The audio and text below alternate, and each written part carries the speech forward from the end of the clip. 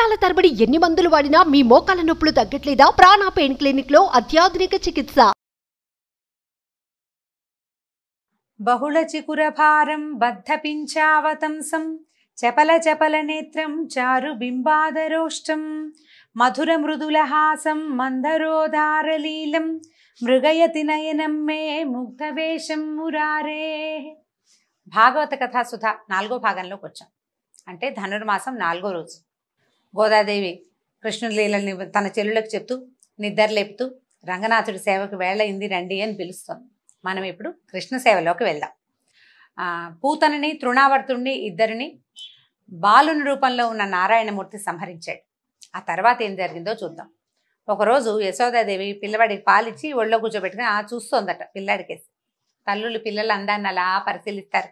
నా పిల్లడి కళ్ళు అచ్చు నాలాంటివే, వీడి ముక్కు వాళ్ళ నాన్నది, ఆ మూతి నాయనమ్మదో మేనత్తో ఇలా ఆలోచిస్తూ పిల్లల్ని కన్ను ముక్కు జుట్టు సవరిస్తూ చూసుకుంటూ ఉంటే అని ఆవలించాట చంటివాడు. ఈ నోరు తెరిచిన పిల్లాడికి ఆ లోపంలో నోట్లో ఆకాశము, నక్షత్రాలు, సూర్యుడు, చంద్రుడు, భూమి, సముద్రాలు, పర్వతాలు, నదులు, చరాచర సమస్త సృష్టి కనిపించిందట. ఆమె వణికిపోయింది. ఏమిటి పిల్లాడెంత, వాడి నోరెంత, అది ఏం కనపడుతుందో ఆ కనపడేది ఏమిటో తెలియలేదు. కళ్ళు మూసుకుందట భయమేసి. భయపడుతూనే కళ్ళు తెరిచి చూస్తే ఏమీ లేదు. ఆవలించిన పిల్లాడు కళ్ళు మూసుకుని నిద్రపోతున్నాడు. ఈవిడ అనుకుంది ఒక్క క్షణంలో భగవంతుడి అనుగ్రహం ఆమె మీద ఉన్న విష్ణుమాయ తొలగిపోయింది. అబ్బే, ఆ తొలగిపోవటం వల్ల ఆవిడకి అది కనపడింది. ఎప్పుడైతే ఈ కంగారు పడిందో మళ్ళీ ఆమెని మాయలోకి లాగేశాడు భగవంతుడు. నా పిల్లాడే, ఏమిటో నాకు అట్లా ఉండుండి అలా అనిపిస్తూ ఉంటుంది, అంతా నా భ్రమ అని అనుకుని సర్దుకుంది. తను నా పిల్లాడే, ఇదేవి నేను చూసింది ఏది నిజం కాదు, ఏదో భ్రమలో చూశాను, ఊరికే నాకే కన్ను కలిగింది అని అనుకుని సర్దేసుకుంది. తర్వాత ఏమైందట, కొద్ది రోజుల్లో గర్గుడు అనే మహాతపస్వి యాదవ వంశాలకి పురోహితుడు. అయితే ఈ గర్గ ఋషి వీళ్ళని చూడ్డానికి వచ్చాడు. వచ్చేసరికల్లా ఈయన నందుడు పరమానంద భరితుడై ఆయన కూర్చోండి అని కూర్చోబెట్టుకున్నాడు. ఆయన చాలా పూజించాడు. భార్య పిల్లవాడు అందరితోటి ఆయన్ని సేవించాడు. రోహిణీదేవిని తీసుకొచ్చి మహర్షి, మీ వంటి వాళ్ళు మమ్మల్ని తరింపజేయడానికి మా ఇళ్ళకు వస్తారు, మీకు ఏ సేవ చేయమంటే అది చేస్తానన్నాడు. తర్వాత ఎలాగో మీరు వచ్చారు కాబట్టి మా యందు అపారమైన దయతోటి నా కుమారుడికి మా ఇంట్లోనే ఉంటున్నటువంటి వసుదేవుని కుమారుడు ఇద్దరికి నామకరణం చేసి ఆశీర్వదించండి అని అడిగాడు. ఈ గర్గుడు నవ్వాడట ఆయన. అయితే గర్గ సంహిత అని ఒక పుస్తకం ఉందండి, అందులో కూడా కృష్ణ గాథలు ఉన్నాయి. గర్గుల వారే రాసినవి కొన్ని కథలు. ఈసారి ఎప్పుడైనా వీలు వెంబడి చెప్పుకుందాం. అయితే ఈయన ఏమన్నాడంటే, నందా, నేను యాదవుల పురోహితుడని అందరికీ తెలుసు. నేను ఇక్కడికి వచ్చిన సంగతి నేను దాద్దామన్నా దాగదు. తర్వాత యాదవుల నివాసాలకి నేను ఎప్పుడు వెళ్తాను, అది నా కర్తవ్యం, ఏంటి వంశానికి పురోహితుడు కాబట్టి పెద్ద పట్టించుకోరు. కానీ ఇక్కడ నేను వేసే ప్రతి అడుగు, నేను చేసే ప్రతి పని కంసుడికి సమాచారం వెళ్తుంది. ఎవరెవరి ఇళ్లలో నేను ఎక్కువసేపు ఉన్నాను, ఎవరి పిల్లవాడిని నేను ఎంత పరిశీలించాను, ఎవరికి ఏ ధర్మకార్యాలు చెప్పాను అన్నీ తెలుస్తాయి. అప్పుడు అతను, ఎందుకంటే ఇతని తాలూకు గూఢచారులు అనేక రూపాలతో రాజ్యమంతా విస్తరించి ఉన్నారు. దేవకీదేవి 8వ గర్భంగా మగపిల్లాడే పుట్టాడని, ఆ పిల్లాడు ఎక్కడో రహస్యంగా పెరుగుతున్నాడని, అప్పుడు కనపడిన ఆడపిల్ల ఉందే అదేదో దైవ మాయ అని చాలా మంది అనుకుంటున్నారు. ఏముంది, నలుగురు 4 రకాలుగా మాట్లాడుకుంటారు. ఆ మాటలు కంసుడి వరకు చేరాయి. వాడు నమ్ముతున్నాడు కూడా.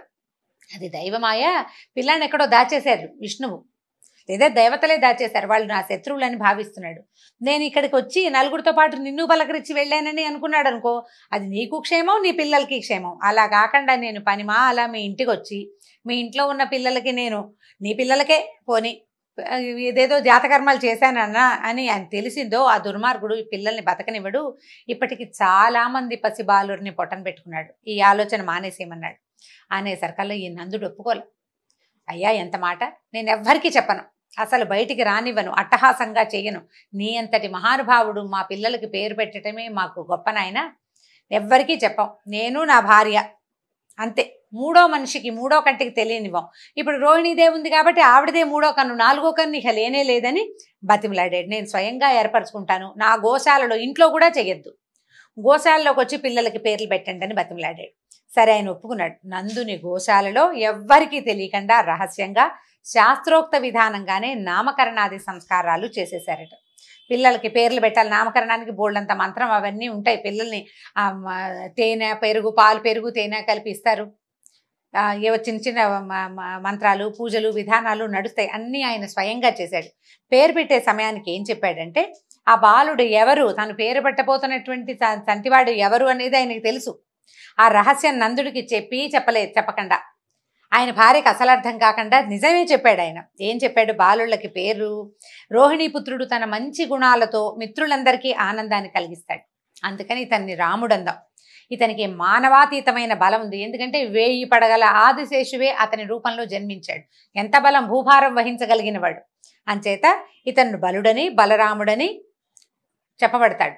ఇతను సంకర్షణుడు, అంటే దేవకీదేవి గర్భం నుంచి ఈమె గర్భంలోకి ప్రవేశపెట్టబడ్డాడు కాబట్టి సంకర్షణుడని. అదే కాకుండా ఇతను యాదవులలో ఐకమత్యాన్ని కలిగిస్తాడు, ఎందుకంటే కంసుని భయంతో యాదవులందరూ తలా ఒక దారి పట్టారు, వాళ్ళందరినీ మళ్ళీ ఒక దారికి లాక్కొచ్చాడనమాట. సంకర్షణుడు అంటే ఆకర్షించేవాడు, దగ్గరికి లాగేవాడు అని. కాబట్టి ఈ రకంగా ఈ పిల్లవాడికి సంకర్షణుడని నామధేయం బాగుంటుంది నాయన అని చెప్పాడు. ఇక నీ కొడుకు ఉన్నాడే, నల్లగా ఉన్నాడు కదా, అందుకని ఇతను కృష్ణుడు అనే పేరుతో ప్రసిద్ధుడవుతాడు. అయితే పూర్వజన్మలో వసుదేవునికి ఇతను పుత్రుడై పుట్టాడు. పూర్వజన్మల్లో వసుదేవుడు ఈ రూపంలో లేడు, ఏదో రూపంలో ఉన్నాడు. ఈ పిల్లవాడు కూడా దానికి తగిన రూపంలోనే అక్కడ జన్మించాడు. ఈ రహస్యం తెలిసిన వాళ్ళు ఇతన్ని వాసుదేవుడు అని పిలుస్తారు. పూర్వజన్మలో వసుదేవుని కుమారుడు, ఇప్పుడు అతని మిత్రుడైన నీ దగ్గర పెరుగుతున్నాడు అని చెప్పి ఈ కుమారుడు ఉన్నాడే, ఇతను ఉత్తమ గుణాలలోనూ శోభలోనూ సంపదలోనూ కీర్తిలోనూ శ్రీమన్నారాయణుడితోటి సమానుడవుతాడు. ఇతడు మీ గోకులాన్ని అనేక ఆపదల నుంచి కాపాడతాడు, అనేక అద్భుతమైన కార్యక్రమాలు చేయబోతున్నాడు నాయన. ఇతని గుణాలని బట్టి, ఇతను చేయబోయే అతిమానుషమైన చేష్టితాలని బట్టి యోగులు ఋషులు అనేక పేర్లతో పిలుస్తారు. ఇతనికి ఒక్క పేరు కాదు, నేను పెట్టేది ఒక పేరే, ఇతనికి ఒక్క పేరుతో ఉండడు, అవే సహస్రనామాలు అవుతాయి. ఏమరపాటు లేకుండా పిల్లాన్ని కాపాడుకోమని చెప్పి ఎవ్వరికి తెలియకుండా ఈ పిల్లలిద్దరికి రాముడని కృష్ణుడని నామకరణం చేసి గర్గుడు వెళ్ళిపోయాడు. ఎవరికి తెలీదు, నందవ్రజంలో కూడా ఎవరికి తెలీదు. నాన్న పెద్దమ్మ అమ్మ పిలుస్తుంటే ఆ పేరుతో అందరూ పిలవడం మొదలెట్టారు. వాళ్లే పెట్టుకున్నారు పేరు అనుకున్నారు. గర్గుడు వచ్చి నామకరణం చేసే సంగతి బయటికి రానివ్వలేదు. ఇక నామకరణం జరిగింది. పిల్లలు చేతులతోటి మోకాళ్ళతోటి పాకటం మొదలుపెట్టారు. తల్లులు చక్కగా స్నానాలు చేయించి చంద్రం గింద్రం రాసి బాగా చేస్తే పౌడర్లు రాసి కూర్చోబెడితే ఇద్దరు పోయి బురదలోకి వెళ్ళి దుమ్ములో ఆడుకుంటూ ఆనందించేవాళ్ళు. పిల్లలకి మట్టి అంటే మహా ఇష్టం. అందులో రాముడు కృష్ణుడు కూడా దానికి ఏమీ ఇది కాదనమాట. అక్కడ వాళ్ళ ఏం తగ్గరు, వాళ్ళు కూడా అందులోనే ఉంటారు. పాక్కుంటూ పక్క ఇళ్ళ వైపుకి వెళ్ళటం. కొంచెం నడకొచ్చాక ఈ కాళ్ళకి మువ్వలు పట్టీలున్న గజ్జలు అవి కడితే మొలనూలు వాటితోటి చిన్న చిన్నగా గల్లు గల్లు మన సందడి చేసుకుంటూ పక్క వాళ్ళ ఇళ్లల్లోకి పొరుగు ఇళ్ల వరకు వెళ్ళేవాళ్ళు. పాకుతూ ఉండేవాళ్ళు. పాకి వెళ్ళటం, ఒక అడుగు 2 అడుగులు వేయటం. పాకటం స్పీడ్గా వస్తుంది, నడక నిదానంగా వస్తుంది కదా. ఈ కొత్త వాళ్ళు ఎవరైనా కనపడంగానే భయపడినట్టుగా తలంటే బాల్య చేష్టలే. ఈ దేవతాంశతోటి పుట్టిన వాళ్ళనే భావం కలిగించే వాళ్లే కాదు. పిల్లవాడు బహుసుందరమైన వాడు, ఒకడు తెల్లనివాడు ఒకడు నల్లనివాడు. పాకటము, పరిగెత్తటము, నడవటము, ఎవరినైనా కొత్త వాళ్ళని చూడగానే బెంగగా మొహం పెట్టి అమ్మ కోసం వెతుక్కోవటము, దాంతో తల్లులకి పరమానందంగా ఉంటుంది. ఎవరైనా వచ్చినప్పుడు వాళ్ళ దగ్గరికి వెళ్ళకుండా తల్లి దగ్గరికి వస్తే తల్లికి ఎంత పొసెసివ్నెస్ అనమాట, మహాద్భుతమైన ఆనందం కలుగుతుంది. కొత్త వాళ్ళ దగ్గరికి మా పిల్లాడు వెళ్ళడని వాళ్ళ పిల్లాడిని వాళ్ళే ఎత్తుకుంటారు, మోయడం కష్టమైనా సరే. ఇలాంటి ప్రతి చిన్న ఆనందాన్ని ఆ తల్లులకి సమకూర్చారు దేవదేవులు ఇద్దరూ కలిసి. అక్కడి నుంచి కాస్త నడక బాగా వచ్చాక ఇక అల్లరి ప్రారంభం. ఈ లేగదూడలు దొరికితే వాటి తోకలు పుచ్చుకుని వాటి వెనకాల పరిగెత్తడం. అక్కడి నుంచి ఈ వయసున్న పిల్లలే 5-6 వచ్చేవాళ్ళు చుట్టుపక్కల. ఏ ఇంట్లో అయినా ఇల్లాలు పనిలో ఉంటే ఎవరిల్లైనా ఒకటే ఇంట్లోకి వెళ్ళిపోవటం, పెరుగు వెన్న దాచే కుండల్లోకి చేతులు పెట్టడం, చిన్న పొన్న చిటిపుట్టి చేతులతోటి వెన్న తీసుకుని తినటం, తిన్నంత తిని బయట కోతులు తిరుగుతుంటే వాటికి కూడా పెడుతుండేవాళ్ళ. ఈ గోప స్త్రీలు బాబు పిల్లాడు ఎంతసేపు అల్లరి, వాళ్ళని వీళ్ళని ఈ గుంపునంతా వేసుకుని ఇంట్లోకి వస్తున్నాడు, రాజుగారి అబ్బాయి గట్టిగా ఏమీ అనడానికి వీల్లేదు. అందుకని ఏం చేసేవాళ్ళు, వీళ్ళు కింద పెట్టడం అనేది ఉట్టులో పెట్టేవాళ్ళ. ఉట్టులో పెడితే ఓ చిన్న పీటో రోలో మోసుకొచ్చి దాని మీద పెట్టైనా కుండలు అందుకునేవాళ్ళు. వాళ్ళ ఇంట్లో పీట రోలు లేదనుకోండి, ఒక కుర్రాన్ని నుంచోబెట్టి వాడి భుజాల మీదకి ఎక్కి వాడి భుజం మీద నుంచి అయినా వెన అందుకునే ప్రయత్నం చేసేవాళ్ళు. ఇక ఎంత అల్లరో, ఎంత కాపు కాసి పట్టుకున్న భువనమోహనమైన నవ్వటం, కొంటెగా కళ్ళార్పటం. ఆ నవ్విన నవ్వుకి వాళ్ళు లొంగిపోయి ఇలా ఏమంటాం, చిన్నపిల్లాడు లేక పుట్టిన రాచవారి బిడ్డ, దాంతో వదిలిపెట్టేసేవాళ్ళు. ఒకవేళ ఏదైనా గట్టిగా వీళ్ళు చెప్పబోయారా, ఏడుపు మూతి పెట్టుకుంటాడు, వాళ్ళ అమ్మదే ఒళ్ళో చేరిపోతాడు. ఆవిడేమంటుంది, అయ్యో మా పిల్లాడు అసలు ఇంకా పాలే వదలలేదమ్మా, నా దగ్గరే పడుకుంటాడు, నాతోటే ఉంటాడు, అసలు బయటికే వెళ్ళాడు మా పిల్లాడు, కాసేపట్ల గుమ్మల్లో అంతే, నేను పని వేళ ఉన్నప్పుడు తప్పిస్తే అసలు పక్కిళ్ళకి రావటం ఏమిటి అని పోటాడేది ఆవిడే. ఊరుకునేది కాదు. మా అబ్బాయి ఎందుకు చేస్తాడు, పైగా చుట్టుపక్కల పిల్లలంతా మా పిల్లాన్ని తీసుకెళ్తారు, వీడు చిన్న పిల్లాడు అందరికంటే, వాడికేమొచ్చు, వాడికేం ఎక్కడం రాదు, ఏమి రాదు, వెన్నేం తింటాడు, ఇంకా పాలు మానని పిల్లాడు అని వెన్న తింటాడా అని రివర్స్ అయ్యి పోట్లాడేది అనమాట. ఏ పని చేసుకున్నా సరే ఎంతసేపు ఇదే గోల. సరే వాళ్ళంతా ఏమనుకున్నారు, ఇలా కాదు మనం ఒక అన్నేసి ఉంచాలి, సరిగ్గా వెన్న ముట్టుకోగానే ఆ వెన్న చేత్తోటే పట్టుకెళ్ళి చూపిద్దాం, వీడు వెన్న తింటాడని తల్లి అసలు నమ్మదు. తల్లిపాలు మానని వాడు వెన్న ఎందుకు తింటాడు, వెన్నకి మజ్జిగ రుచి ఉంటుంది. పాల రుచి అలవాటు ఉన్న పిల్లాడు మజ్జిగ ఎందుకు తింటాడు, మజ్జిగ రుచితో ఉన్న వెన్నని అని ఆవిడ ఒప్పుకునేది కాదు. ఇక ఏమరపాటు లేకుండా బాగా కాపలా కాసారు. ఓ రోజు పట్టుకునేసరికల్లా వాళ్ళ ఇంటికి వెళ్తే ప్రతి ఇంట్లోనూ ఓ కృష్ణుడు పట్టుబడ్డాట. ఒక ఆవిడ దొరికాడు మాకని ఆవిడ పక్కింటి ఆవిడ ఇద్దరు కలిసి వాళ్ళ ఇంట్లో కృష్ణుడిని పట్టుకున్నారు. ఈ పట్టుకున్న కృష్ణుడిని యశోద దగ్గరికి తీసుకెళ్తోంది ఆవిడ. మా ఇంట్లో దొరికాడు మీ పిల్లాడని. తీరా చూస్తే పక్కింట్లోంచి ఓ కృష్ణుడు, ఆ పక్కింట్లోంచి ఇంకో కృష్ణుడు, ఇట్లా ఇంటికి ఒక్కొక్క కృష్ణుడు చొప్పున రావడం మొదలుపెట్టాడు. దాంతో ఇదేమి వింత అంటే తమ చేతుల్లో ఉన్న కృష్ణుడు కూడా అంతలోనే మాయమైపోయాడు. అంతా సర్వం విష్ణుమాయే. వీళ్ళంతా యశోదాదేవి గుమ్మం దగ్గరికి వెళ్తే ఏమిటమ్మా పొద్దున్నే పనిమాలే వచ్చారు అంటుంది ఆవిడ. చూపించడానికి చేతిలో పిల్లాడేడి, విష్ణుమాయకి లొంగిపోయారనమాట వీళ్ళు. తర్వాత ఇలా జరుగుతూ ఉండేది ప్రతి వాళ్ళకి. ఆ పిల్లవాడు మన ఇంటికి రావాలనే ఉండేది. వాడిని ఎంత భరించలేరో అంత కావాలి, ఎంత భరించలేరో అంత చూడకుండా ఉండలేని స్థితిలోకి వచ్చేసింది. మొత్తంగా నందవ్రజం అంతా ప్రతి ఇంట్లోనూ కృష్ణుడు కంట పడకపోతే తోచని క్షణాలు వచ్చేసినాయి వాళ్ళకి. ఏమయ్యాడు, ఫలానా చోట ఉన్నాడు అంటే సిమితం, వాడు ఎక్కడున్నాడో తెలియలేదా అంటే భయం అనమాట. పిల్లాడు ఏమైపోయాడని అందరూ తల్లితో పాటు మిగిలిన ఇలా అమ్మలు కూడా వెతుక్కుంటూ పోయేవాళ్ళు కృష్ణుడి కోసం. అయితే ఒకసారి ఏమైందట, గోపబాలురంతా ఆడుకుంటున్నారు. బలరాముడు మళ్ళీ కొందరు వచ్చి పరిగెత్తుకుంటూ వచ్చి అమ్మ ఇంకేముంది, కృష్ణుడు మన్ని తినేస్తున్నాడు, గుప్పెళ్ళు ఎత్తి నోట్లో పోసుకుంటాడమ్మా మట్టి అనేసరికల్లా గభాలను పరిగెత్తుకుంటూ వెళ్ళింది ఆవిడ. పరిగెత్తుకు వెళ్ళటం ఏమిటి, టక్కిని చేయి పట్టుకుంది. భయంగా చూశాడు. ఏమిటి నువ్వు మట్టు తింటున్నావా అని కేకలేసింది. కేకలేసరికల్లా నేనెందుకు తింటాను మట్టి, అయినా నేనేమిటి, ఈ బ్రహ్మాండం అంతా నాలోనే ఉందని మనకు చెప్తున్నాడు అనమాట. నా మాట నమ్మకపోతే ఎదురుకుండా ఇప్పుడు వాళ్ళు అబద్ధం చెప్తున్నారు, ఆడుకుంటుంటే ఓర్చుకోలేక అన్నయ్య అందరూ అబద్ధం చెప్తున్నారు, నా నోరు చూడు కావాలంటే నువ్వని చెప్పేసి నోరు తెరిచి చూపించాడు. నోట్లో చూడొద్దు, నోట్లో ఏముందో, పిల్లలు నోట్లో ఏదైనా పెట్టుకుంటే నోరు తెరిచి చూపించారు. నోరు తెరువంటే ఇక ససేమిరా నోట్లో ఉన్నది మింగేసేదాకా మన కంటికే కనపడదు. ఈయన మాత్రం నోరు తెరిచి వాళ్ళ అమ్మకి చూపించబోయాడు. ఈ నోరు తెరిచేసరికల్లా ఎట్లా ఉంది, నోటిలో ఆకాశము, నక్షత్ర మండలము, చంద్రుడు, దిక్కులు, ఇంద్రాది దేవతలు, బ్రహ్మ, తత్వరజస్తమో గుణాలు, పంచతన్మాత్రలు, భూగోళాన్ని, దాని చుట్టూతా ఉండే వాయుగోళం, 14 లోకాలు సముద్రాలతో సహా నోట్లో కనపడుతోంది. ఆవిడ నిర్ఘాంతపోయింది. పైగా ఆ చూస్తున్న ఆవిడకి తన నందవ్రజము, గోకులము, అందులో ఉన్న గోపస్త్రీలు, గోవులు, గోపాలురు అందరూ, ఆఖరికి బలరాముడు తను కూడా ఆ నోట్లోనే కనపడుతున్నారు. ఆ నోరు తెచ్చుకుని చూస్తూ ఉండిపోయింది. క్షణంలో ఆవిడకి ఏమైంది, కలయో వైష్ణవమాయో అంటారు పోతన గారు. ఇదేమిటి, వీడు నోరెంత, చంటి పిల్లవాడు 4-5 ఏళ్లవాడు, వాడి ముఖం ఎంత, అందులో నోరెంత, ఆ నోట్లో ఈ అజాండమంతా కనిపించడం ఏంటి, ప్రపంచమంతా అని నిర్ఘాంతపోయింది. అసలు నేను యశోదాదేవిని కానా, వీడు నా కొడుకు కాదా, ఏమిటి ఇదేని ఎంత అయిపోయిందో, కలయో వైష్ణవమాయ ఉంది, ఇదేమిటి. ఆవిడికి విష్ణుమాయ మీద అవగాహన ఉంది కొంత. ఈ కనపడుతున్న బ్రహ్మాండాన్ని దాన్ని నిశ్చయించలేకపోయింది అనమాట. ఒక్క క్షణం ఆవిడకి బుద్ధికి తెలిసిపోయిందనమాట. ఈ ఏదైనా సరే విశ్వాత్మకుడైన శ్రీహరి యొక్క విశ్వరూపాన్ని స్పష్టంగా తెలుసుకోగలిగాను. ఈ పిల్లాడికి ఏదైనా జన్మతోటే యోగ సిద్ధి ఉండుండొచ్చు. వాడు పాలు దాగి ఒక రాక్షసుని చంపేశాడు, కాలుతో తన్ని ఒక బండిని పడగొట్టాడు, గాలితో పైకి వెళ్ళి గాలితోటే కిందకు వచ్చేసాడు. అంటే ఈ పిల్లవాడి యోగ సిద్ధి ఉంది, వీడే విష్ణువేమోనని అనిపించటం లేదు ఇంకా ఆవిడికి. కానీ విశ్వాత్మని తను చూడగలిగానని మాత్రం అర్థమైంది. ఈ పిల్లాడు నా పుత్రుడని, వీడు నా నందుడు నా భర్తని, గోకులానికి ప్రభువని, నేను రాణిని, నేను ఎంతో భ్రమలో ఉన్నాను, కానీ ఈ ప్రపంచమంతా పరమాత్మేనని, అదంతా ఆయిందేనని నేను తెలుసుకోలేకపోయానే అని ఆవిడ అసలు ఒక్క క్షణం ఆమెకేమీ అర్థం కాలేదు. ఎంత అత్యద్భుతమైన పద్యం రాశారో, మామూలు పద్యం కాదండి. అసలు ఆ పద్యం చదువుతున్నప్పుడల్లా ఎంత ఎక్సైటింగ్గా ఉంటుందంటే రోమాంచితంగా ఉంటుంది. విందాం చూడండి.